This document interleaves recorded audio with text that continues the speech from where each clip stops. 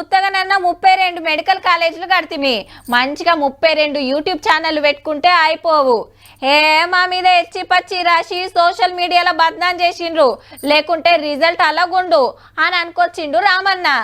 గా మాట అన్నట్టుగానే సోషల్ మీడియా మీద పడ్డరుల్లో మంచి మంచి వీడియోలు తయారు చేపించి ఎట్లా గిరికలు కొట్టియాలనో కారు కార్యకర్తలకు ట్రైనింగ్ ఇచ్చే పనిలున్నాడు.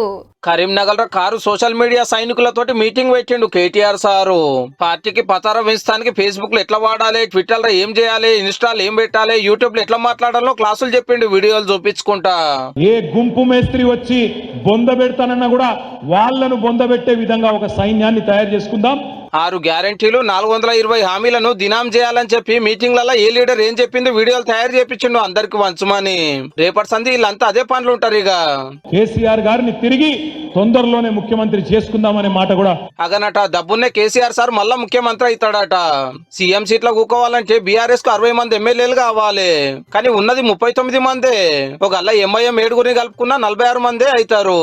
మరి కడమ 14 మంది ఎమ్మెల్యేలు ఎట్లా వస్తారు? ఓ దిక్కు ఈల పార్టీ వాళ్ళే సీఎం సార్ కలుస్తుంటే రామన్ననేమో 4 వద్దులైతే మా బాపే ముఖ్యమంత్రి అవుతాడు అనబట్టే.